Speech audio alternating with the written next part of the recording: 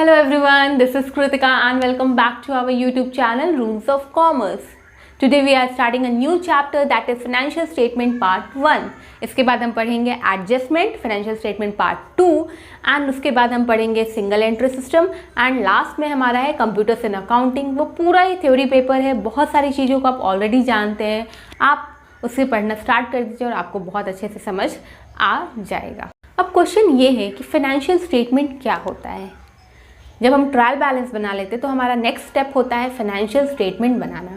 Financial statement are prepared at the end of the counting period to know our gross profit, gross loss, net profit, net loss and our assets owned and liabilities owed. हम financial statement बनाएंगे तभी तो हमें पता चलेगा कि हमारे पास कितने सारे एसेट्स हैं, कितने सारे लायबिलिटीज़ हैं, कितने हमारे पास हमारा ग्रॉस प्रॉफिट क्या है, ग्रॉस लॉस क्या है, नेट प्रॉफिट क्या है और नेट लॉस क्या है. फाइनेंशियल स्टेटमेंट जब trading and profit and loss account बनाएंगे और बैलेंस शीट बनाएंगे तो इसको ऑल टुगेदर हम बोलेंगे financial statement. It is prepared at the end of the accounting period and it help us to determine the financial position and the financial performance of the firm. अब हम इसे इसलिए बनाते हैं क्योंकि हमें समझ आ जाता है अपने बिजनेस को कि हमारा फाइनेंशियल पोजीशन क्या है और हमारा फाइनेंशियल परफॉर्मेंस कैसा है. हमने जितना सोचा है उतना बिजनेस जो है वो तरक्की कर भी रहा है या नहीं कर रहा है और हमारा पोजीशन क्या है, हमारे पास कितने एसेट्स हैं और कितने लायबिलिटीज़ हैं. Financial statement, trading and profit and loss account and balance sheet prepared at the end of the year, prepared at the end of the accounting period to determine financial performance and financial position. Financial statement is all together कब बोलेंगे, जब trading and profit and loss account plus balance sheet are all together known as financial statement. अब next सब part है हमारा what are the objectives, need और importance of financial statement. अब financial statement बनाने की जरूरत ही क्यों पड़ गई, तो इसमें दो चीज़ें हैं, दो अकाउंट है ना, एक trading and profit and loss account है और एक बैलेंस शीट है, दो पार्ट है. तो first part trading and profit and loss account हम क्यों बना रहे हैं. Trading and profit and loss account को हम पीएल अकाउंट भी बोल सकते हैं. लेटर ऑन मैं पीएल अकाउंट ही लिखूंगी और बोलूंगी.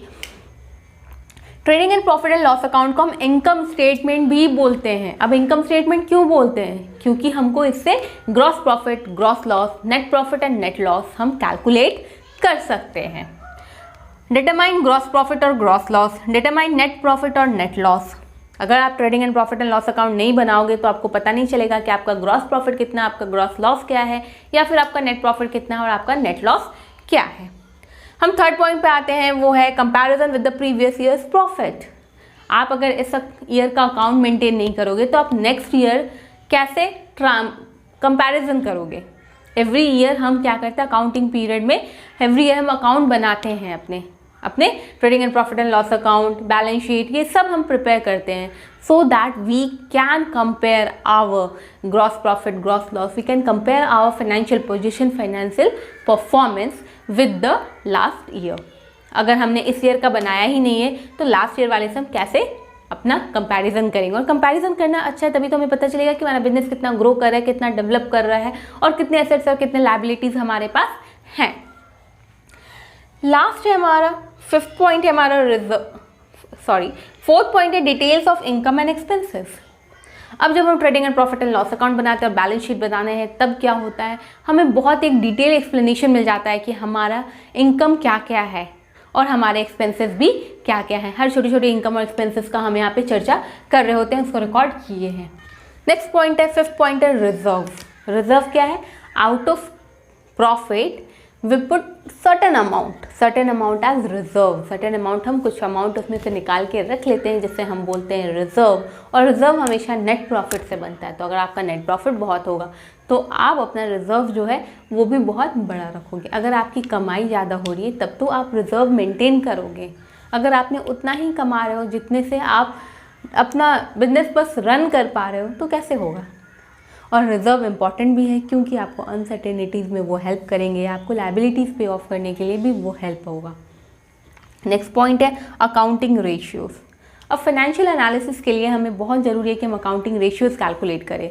अब अकाउंटिंग रेशियोज़ कैसे कैलकुलेट होगा, trading and profit and loss account के हेल्प से. Trading and profit and loss account के हेल्प से हम अपना नेट प्रॉफिट रेशियो कैलकुलेट कर सकते हैं, ऑपरेटिंग प्रॉफिट कैलकुलेट कर सकते हैं. तो these are important for our financial analysis. अब नेक्स्ट पार्ट आता है, व्हाट आर द ऑब्जेक्टिव और नीड और importance of balance sheet, why we need to prepare balance sheet. Balance sheet is also known as position statement.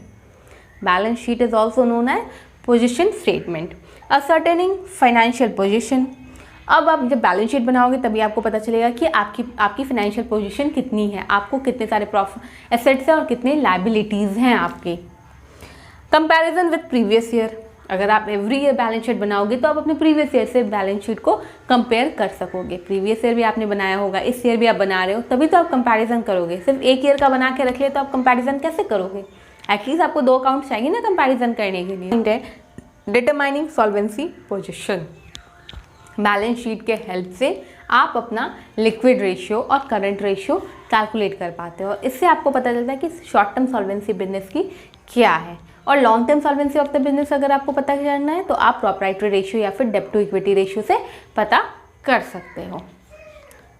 तो I hope आपको ये सब समझ आया होगा, और नहीं समझ आया तो प्लीज़ आप कमेंट सेक्शन में पूछो या फिर इंस्टाग्राम पे आप डायरेक्टली DM कर सकते. That's all for today. Bye bye बच्चों. Keep learning, keep pursuing and don't forget to like, share and subscribe and do hit the bell notification icon to get the latest update. Follow Rules of Commerce on Instagram and Facebook too. Bye bye.